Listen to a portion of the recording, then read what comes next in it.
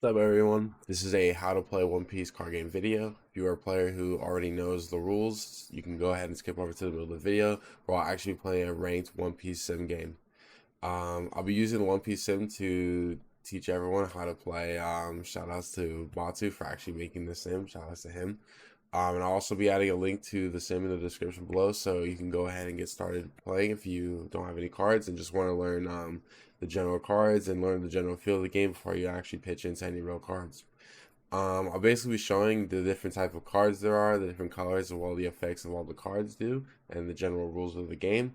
And I'll also be showing just how a game goes and different game phases and explaining them in detail. Afterwards, I'll also be playing a game, showing off what I talked about, and I'll also be giving some beginner to intermediate advice that you can use to start playing your games.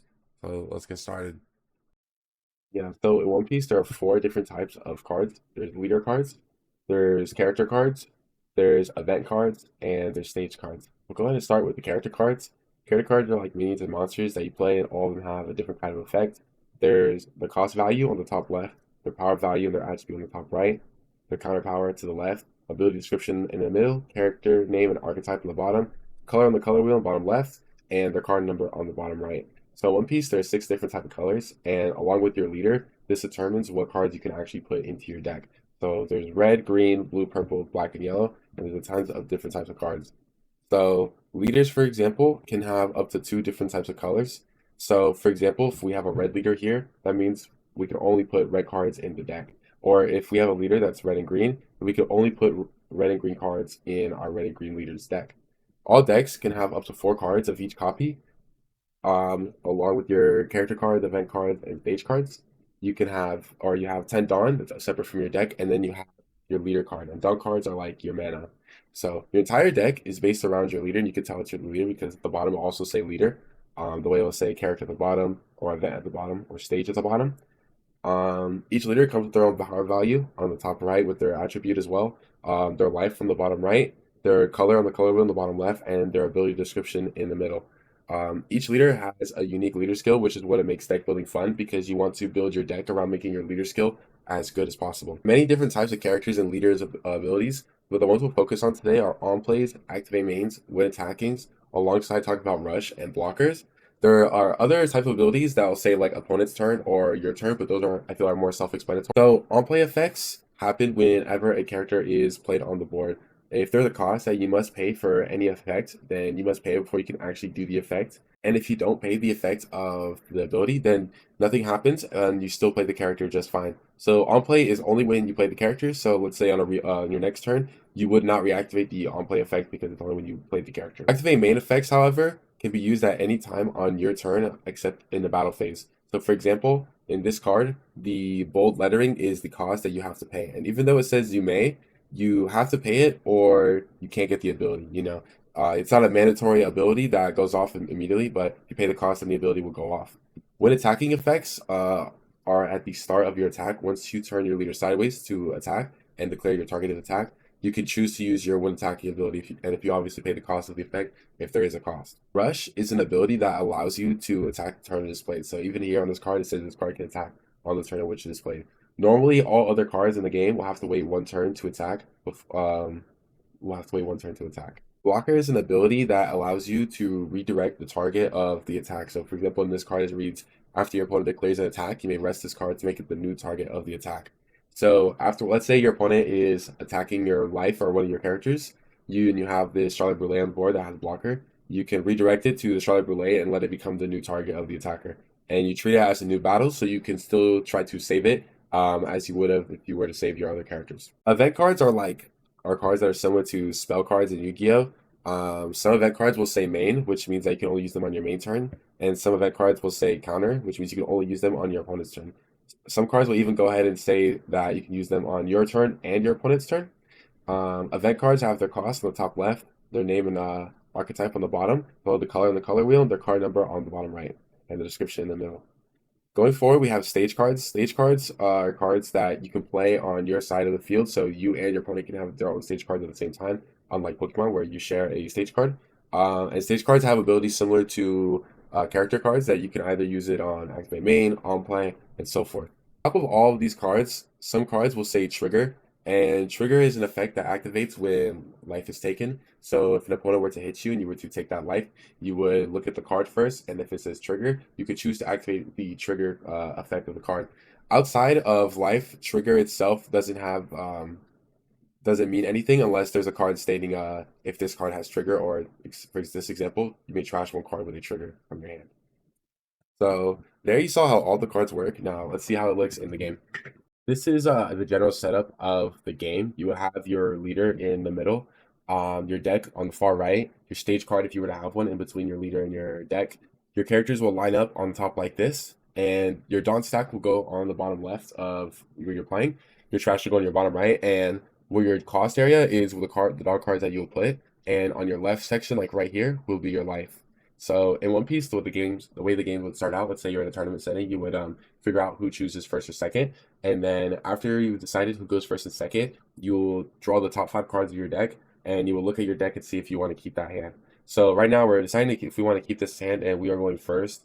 So we're gonna choose to mulligan. Mulliganing is essentially just re-rolling your entire hand, just reshuffling your deck, doing the whole cut things again, and then seeing the new hand you get. You don't get punished by mulliganing, so it's recommended if you feel like you have a bad hand, unlike Pokemon where let's say you have to mulligan because you don't have a basic, then your opponent gets to draw an extra card. You only get 1 mulligan per game, so we're gonna mulligan here, and then this is our kept hand. So we're doing a solo versus self right now, so we have to control for this one as well, and we'll decide to keep. And once you've kept your hand, you will put down your life. So, for example, I have 5 life here, and because my leader has 5 life at the bottom right, so you put 5 life here. And for example, right here, Edward Newgate has 6 life. So from his life cards, he will put 6 life cards. And each leader has a different ability. And so, for example, Edward Newgate's leader ability is at the end of your turn, add 1 card from the top of your life area to your hand. So at the end of his turn, he'll be adding 1 card from here to his hand. And my leader ability is Dawn X1, which we'll get to when it comes up. And when attacking, look up to 1 life card from the top of my life or my opponent's life, and I can put either on top or bottom. And then I gain 1,000 power for this battle, regardless if I did do that first effect or not. So we're gonna move my camera just here, but as you can see, you have to draw Dawn. So we're gonna draw Dawn because I'm going first. I'm going to only draw 1 Dawn. And when you go first, you do not draw on your first turn. So I have no plays here because none of my characters are one cost in the top left because this is the mana used to play characters. So we'll end turn. And then for Edward Newgate, since he is going second, he will draw a card on his first turn. So we'll draw a card. We drew this other Edward Newgate. And because he's going second, he will draw 2 Dawn. So let's go ahead and get Edward Newgate, this Dr. Kuya. That has an on-play effect, which means that when we play her, her effect will activate, which is look at the top 4 cards of your deck, choose a 2020 Chopper card or a Jump Kingdom card, except for Dr. Korea. Reveal it, then add it to your hand. So I find a 2020 Chopper card, so we're going to grab 2020 Chopper. But we could also grab this card because it says Jump Kingdom in the archetype. So we'll grab that, and then we can reshuffle how we want to put it back. So we're going to do it like this, and then return cards to deck. And we don't have any more 1 cost cards in our hand, especially because these 2 event cards are counter. So Edward Newgate will end the turn, and then he would have done his leader skill, which is to lose a life and then add this card to his hand. So every turn afterwards, you will draw 2 Dawn after drawing a card for your turn, and then no person can attack on the first turn of the game. So neither I going first or Edward Newgate going second could attack on the first turn. So for example, on this turn, I think I will play Onami. Onami has an ability that we actually didn't talk about, which is Banish, but on play, so I played her to get this effect and give up to one of my leaders or characters Banish. And what this does is when the character deals damage, or when someone gets damage dealt, the card is trashed without activating its trigger, and it will not go to hand. So we'll give our leader Banish, and then we'll give him 1 Dawn. And because he has this 1 Dawn attached, he fulfills the black, I would say, marker, where it says Dawn X1, and because he needs 1 Dawn attached to him to use his ability. So we'll attack Edward Newgate for 6,000 because at the bottom of the Dawns, they say your turn plus 1,000. And now we get to look at my life or my opponent's life. So we'll look at my life because that's my leader ability. And we're going to read what this card does. And let's say we put this card at the bottom and we look at trigger because it's in life and trigger only matters when it's in life. This card says if you have 0 life cards, put the top card of your deck onto your life pile. The trash 1 card from your hand. So that's really good because if we put this as our last life, then it'll come up and then essentially it gives us another life card from our deck. So we'll put this at the bottom. And then because of Katakuri's second ability, then this leader gains plus 1,000 for the power. Even though we only have 1 Dawn attached, making it a 6,000. it would swing for 7,000. But on top of that, even if it did not up it to 7,000, in One Piece, the attacker always wins ties.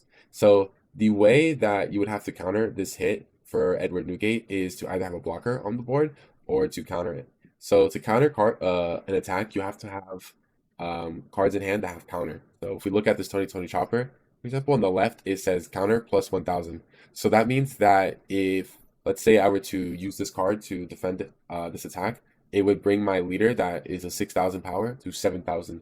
But that's not going to be enough because this attack is for 7,000. So we would need something that says counter plus 2,000, which is something similar to this card right here that we have in our hand, counter plus 2,000. So example, if Edward Newgate had this card, then he could counter plus 2k to 8,000. And then nothing bad would happen to the attacker if the enemy goes higher. And this card will go to the trash. But what we do have is this Radical Beam that has a counter event, and it costs 1 Dawn to use. And thankfully, we still have 1 Dawn up that we had from the first turn. And it says, your leader up to one of your characters gains plus 2,000 power during this battle. Then if you have 2 or less life cards, that card gains an additional 2,000 power during this battle. So that's pretty good, even though we're not at 2 or less life. So what we can do is hit no blocker, because we don't have a blocker, and we'll tap 1 Dawn for our Radical Beam to get that first plus 2,000 buff. And that brings us to 7,000 power versus 8,000 power, and he has the plus 2 buff from Radical Beam. And Radical Beam did go to the trash, and the Dawn did get tapped. So now that the attacker is committed to attacking with this much power, the person defending has defended it, doesn't want to pitch any more cards, they can resolve the attack. So nothing happens, the opponent doesn't lose life, and nothing bad happens to the attacker, regardless if it's leader or character. So it'll end turn, and then Edward Newgate will draw a card, and then he'll draw a Dawn. And every turn after, you'll draw 2 more Dawn. So now we progressed the game a little bit. So now I'll show you how the block mechanic works and how the rush mechanic works. So with Katakuri here, we're going to attach all our Dawn onto our leader and attack big at the opponent enemy Newgate. We're going to look at our opponent's life this time, and I'm going to see if it's a Dr. Korea. And maybe I don't want to have it this early, so I'm going to put it at the bottom. And then now this card will be Dr. Korea, so I'll know that card will always be Dr. Korea. So this is a lot of damage for Wiper to defend because this is 8,000 in counter, which would mean that he would need 4 2k counters. So for example, there's 3 different types of cards, character cards. There's character cards with counter plus 2,000, there's characters with counter plus 1,000, and there's characters with 0 counter power. This means essentially that this card probably has really good stats and a really good ability, and doesn't have counters so that it can't be used defensively, and it's only a very aggressive card. This is what we call a brick in hand. It's essentially just sitting in our hand, and if we don't play it, then nothing's going to happen. We're swinging big at him, so he needs to counter this attack. He doesn't have enough to counter this attack because all these cards don't have any counter power, just these 2. But we have a blocker, Tony Chopper on the board, so we're going to click Tony Chopper for Edward Newgate, and now Tony Chopper is the new defendant of the attack. So let's say, for example, that this Tony Chopper was 12,000, right? You can go ahead and counter the same way that you would in a battle phase for your blockers, even though you just blocked with them, and then you could still save them and keep them alive. This is especially good if your blocker is stronger than the character that you're defending. So we're gonna let this blocker die though, because we don't have the counter to save it. So the Tony Chopper dies, and the Edward Newgate is still at 3 life, so he doesn't lose anything for the blocker dying. So now we're gonna go back to Edward Newgate's turn, and Edward Newgate's going to attack for 6,000.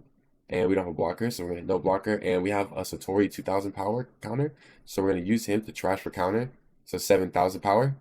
So the battle's over. And then now the enemy Wiper will play Ace. So Ace will activate his on play, where he gives 2 of my characters minus 3,000 power for this turn. And then if his leader is Wiper Pirates, which we can go back and check, and it's 4 Emperors and Wiper Pirates, so it checks out, then this character gains Rush during this turn. So that means that this Ace can attack for this turn. So he's going to do his debuff effect on my Nami, and then he doesn't have to wait a turn. So, for example, Sim does a good job at showing this. Let's say we played this Dr. Korea. We did this, right? Dr. Korea doesn't have Rush, so now you can kind of see I can't even like choose to attack with her. But these guys I can attack with. So, but I can't choose her to attack at all. So, he has Rush, so we'll go ahead and attack with him. So, in One Piece, the way that countering works is that the attacker wins ties, right? So, here in our hand, we have a 2k, a card with no counter, a card with no counter, a card with no counter, another 2k, and then a 1k counter. So if we were to give 1 2k counter to go to 7 to 7, then the attacker will match and then win the battle, and then I will lose 1 life. But if we were to give an additional card, 2k, 1k, to go to 8k, because you can give as many cards as possible on an attack as long as you have them in your hand. And now I'm at 8 to 7k, so the battle is over. and nothing bad happens to the ace, but I don't lose a life for this attack. And then let's have this Tony Chopper attack me, and Tony Chopper also has a when attacking effect. So you can look at the top 5 cards of the deck, and from among them, play up to one animal type character with power of 4,000 or less as rested. So there's a lot of limitations, but here we actually got to find an animal card with power of 4,000 or less. So we're going to grab it, and then we're going to play it over one of our characters. So in Pokemon, you get bench locked, where once your bench fills up, you can't play any more Pokemon.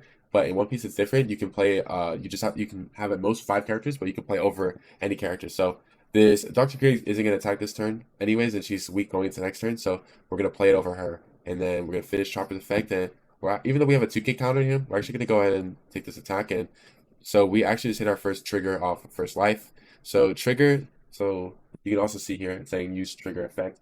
And what this is essentially saying is, do we want to use the effect that is on the trigger? So it says rest up to one of your opponent's cost 4 lower characters.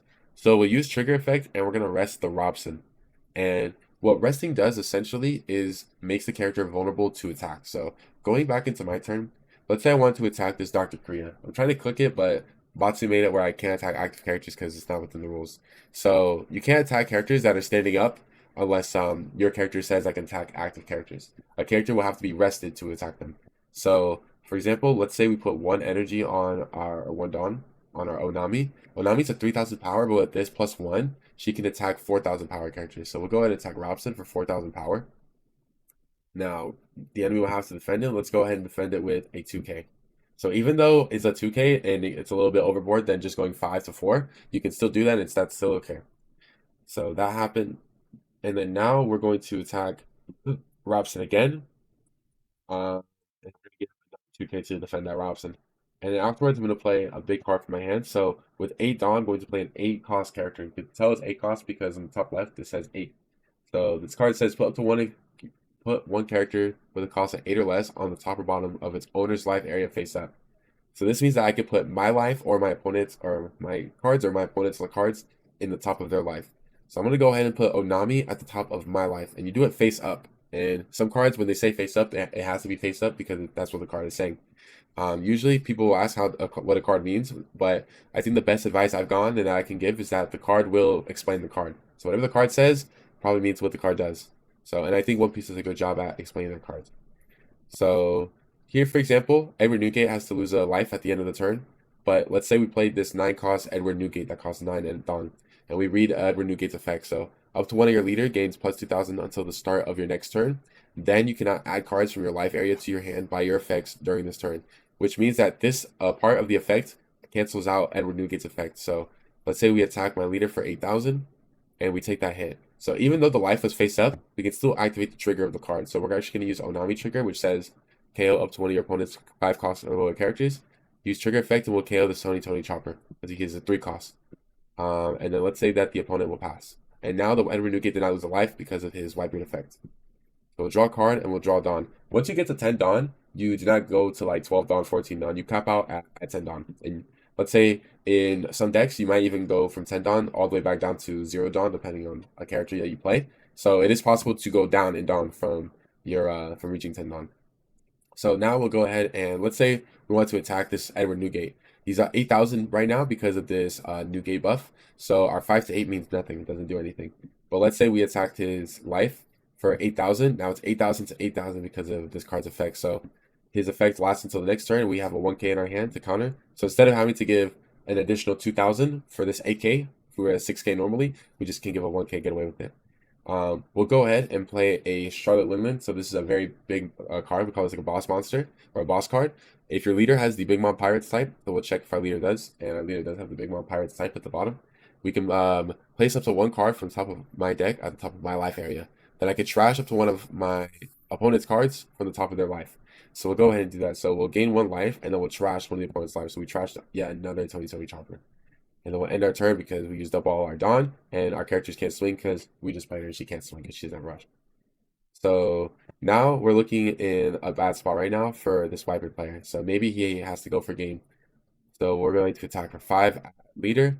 We have the counter for it, but we're going to see how much we can take. So we have an activate trigger here. So usually some trigger cards that we played all went to the trash, but this trigger card says you may discard 1 card from your hand, play this card.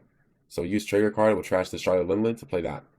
and then he'll put another Dawn on his Robson to attack me for 5. We'll go ahead and take that hit. So we got another trigger. So up to one of your opponent's leaders or characters cannot attack during this turn. That's a pretty good trigger. So we're going to use that trigger on his big guy. So it's Edward Newgate. Now if we try to attack with him, it says we can't attack with him basically. So now let's keep trying to keep pushing through because we're not giving up. So 6 to 5, we're going to take that hit. No trigger. And then we're going to attack 7 to 5. So we have another trigger card. Play up to 1, cost 3 or less yellow character from your hand. So use that trigger too. We'll play out this Brûlé blocker. Ooh, that's pretty good. And then let's say if we're in the Newgate's position, we're going to play a Monkey D. Luffy. And Monkey D. Luffy's effect is that he has Rush, so he can attack already. And with 2 Dawn attached to him when attacking, his opponent cannot activate blocker during his battle. So let's give him 2 Dawn to get that effect. And we're going to attack 8,000 at my leader. So you're probably thinking like, oh, you're at 1 life and they just did that, so then you can't defend, so you just lose. So in One Piece, you actually lose when you can't survive the last attack when you're at 0 life. So you already have to be at 0 life. So we're gonna take that attack, and we're still alive because we have to get hit 1 more time. And thankfully, this guy can't attack. So we're gonna read what this card's trigger does. If you have 0 life cards, put the top card of your deck onto your life pile, then trash 1 card from hand. So we're gonna do that. Use trigger. So we're gonna select Charlotte Pudding to trash, and now we gain another life because that's what this card said. So Edward Newgate will end his turn, and he still loses his last life. So Edward Newgate has no blockers on board, and the way the game is won, because it's looking like I have to go for game here, is your opponent, when you attack your opponent's final life, if they do not have the counter to survive the attack, then they lose. So for example, if we look at Edward Newgate's hand here, we have 1 card with 1k counter, and all these cards have no counter, and even if we use this card, let's say it's a counter, that look at the top 5 cards of your deck, put up to 1, cost 3 or less animal type character to play. Let's try to do that. We put a chopper into play, but that's not going to save us here because we have no more counter. So then the game is finished, and then it would say I win. Yeah. So that is how a game is played in One Piece. So now we're going to play a real game against a real person on a ranked queue. Ranked match right now, you can tell by this ranked queue. It'll probably just go up in a bit to show the match that's happening. But right now we're fighting a Rob Lucci that has a when attacking ability. You may trash the top 2 cards of your deck, give up to one of your opponent's characters -1 cost for the turn. So we're gonna go ahead, and I think the right call is to go second. So we're gonna go second. I don't like my hand, so we're gonna go ahead and also mulligan it. So I think this hand might be a little bit better. We'll see how far this takes us though. So he plays the Spandam. Spandam has an on play. We'll close this rank queue. If your leader has CP in its type, look at 3 cards on top of your deck. Reveal 1 CP type card other than Spandam and add it to your hand and trash remaining cards. So he actually picked no cards to draw, which means he whiffed and had no legal targets to grab. So he was looking for a CP Cypher Pole, but only found Ice Age, which is Navy, Gecko, which is 7 Warlords or Thriller Bark, and Helmepo, which is also Navy. So we're going to draw a card per turn to draw some Dawn. We don't have any good cards to play this turn because we want to use this card when we attack. So we're going to end the turn. All right, so our opponent attacks us for 5 to 5. So because it's an even number, attacker wins ties. So I could choose to defend this attack and go to 6k with the counter card, or I can choose to take the hit. And he did his leader skill, and you can tell because now there's 2 additional cards in the trash, 2 items. I don't know if it's the right call, but I'm gonna go ahead and take this hit actually. And we got a pudding card, which is pretty good, so no trigger there. All right, and now he's used 3 Dawn on his Spandam to make it from a 2k to a 5k. This hit I don't feel as comfortable taking though, so I think I'm gonna go ahead and counter it with like a Batsu card, 1k, trash for counter, and go to a 6,000. And the battle's over, and then nothing bad happens to the Spandam. So we're gonna draw 1 card for turn, and then we'll draw 2 more Dawn. We're gonna start the turn by going for an Onami Banish play. And we're going to attack the enemy leader for 7,000 with Banish. So 6,000 at first, but then we're going to look at our leader skill. We see Satori on top life. That may be pretty good for the next turn, so I'm going to leave him on top. And now, because of our leader skill, he gives us an additional 1,000 power, and now we're attacking for 7,000. So let's see. Now, so he gave us 2 cards, so he gave us a Suru to go to 7k, and then a Brook to go to 8k counter. And then we'll play our Charlotte Pudding from our hand to look for some cards. And we'll go ahead and grab a Charlotte Katakuri, because that's our only legal target. For Big Mom Pirates or a Sanji. So we'll end our turn since we have no more Dawn and our little guys can't attack his Spandam. He's put 1 Dawn on his leader, swung 6 to 5. I could use this 0 cost event that says you may trash 1 card from your hand and we gain 3,000 power. And it costs 0 Dawn, which means I don't have to spend a Dawn using it. But I'm actually going to go ahead and take this life. And we're going to trigger Satori. So we're going to use trigger, and it says you may trash 1 card from your hand, play this card.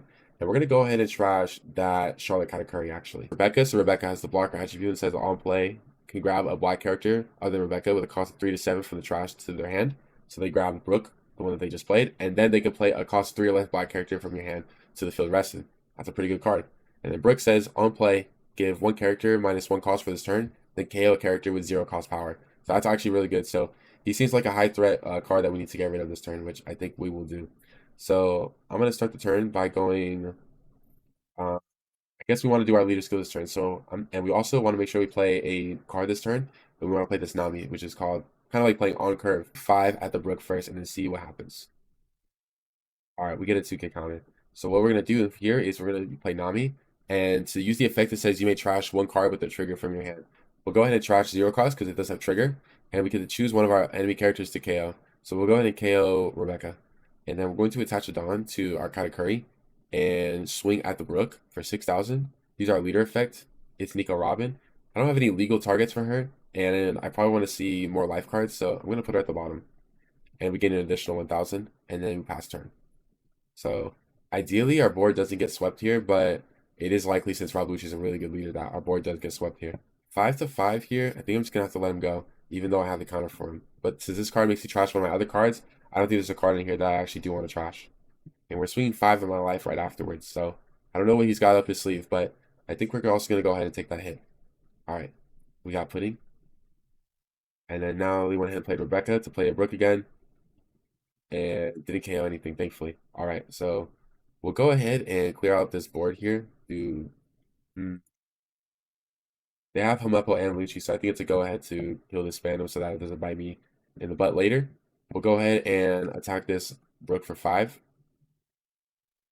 And attack it again for 5. And he actually might save if he has it, so thankfully he doesn't save it there. So what we're gonna do is I'm gonna tap 8 for Katakuri, and we're gonna put Onami to the top left. That way, if you were to play a 5-cost character that could get KO'd by effects, this Onami will do the deed. This actually has been a pretty slow game. He's played it pretty defensively, playing 2 Rebeccas.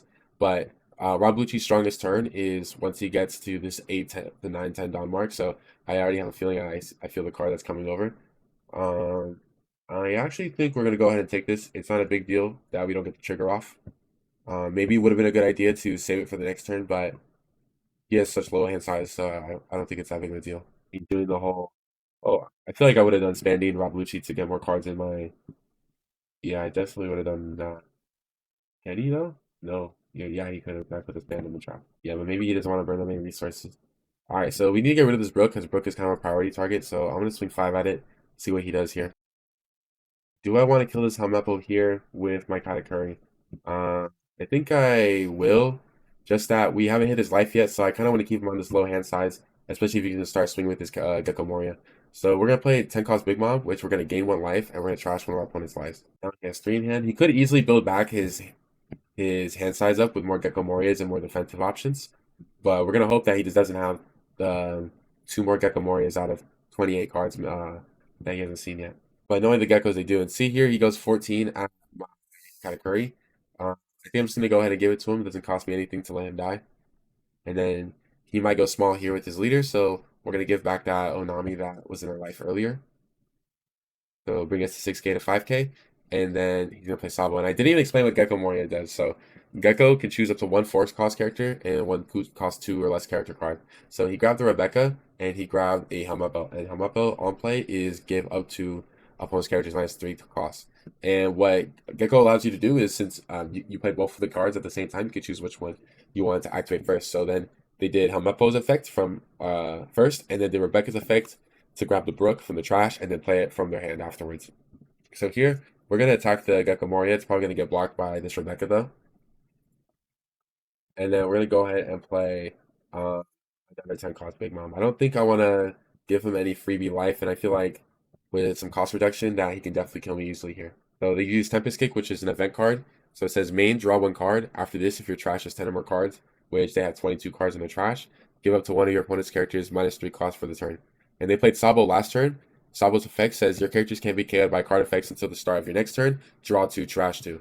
And it's also a blocker as well. So yeah, we're going to go 15 at Charlotte Linlin. So let's see in my hand if I have the means to defend that. I think I do, though. And Charlotte Linlin is a very important card, so I'm actually going to go ahead and defend Linlin here. So I'm going to go 0 cost into, I have to trash 1 card from my hand. I'll trash Sparrow, so that matches at 15. And then I'm going to go ahead and give a 2K Capone here. I'm going to over counter instead of doing the Pudding because I might have to use Pudding's effect on my next turn So she has more playable value than playing this Capone here. So I have a feeling that if they attack with their Sabo, regardless, they're gonna lose their whole board here. So let's see. And we grabbed another 10 cost Big Mom, so that's kind of massive. I wish I countered that 5k swing now. Well, or I wish I gave up that pudding because I don't have to play her anymore. But we're staying pretty healthy right now. We are able to clear. Should be able to clear this Gecko Moria for sure. Gecko Moria, or at least a salvo, or reduce my opponent's hand size to 0. All right, so we're looking pretty good right now, especially because we just top decked the third Big Mom. So I think we're gonna go ahead and get a free attack here for 5. We're gonna see if they take the hit or not. So they chose to block the attack, which is 5 to 6, and because Sabo is stronger than the 5, he doesn't die, and he doesn't have to counter either. So we'll play our third Big Mom. So this was pretty good variance of a Katakuri game, to be honest. I think this matchup's not that good for Katakuri. So we have 2k, 1k, and their strongest attacker is 6. So in order to even lay a finger on this Big Mom, they were going to need to put 6 down on my Sabo, but they didn't do so. So KO 2 characters, one with a cost of 2, one with a cost of 1. So our opponent actually just conceded, probably because they were going to die next turn, but which they probably were. But yeah, we did it. That's a ranked game. So thanks for watching this video, y'all. If you enjoyed it, let me know. If you have any feedback, also let me know. And if there's any type of future videos that you want to see, also let me know. All right, this is a good kind of game. Peace out, y'all.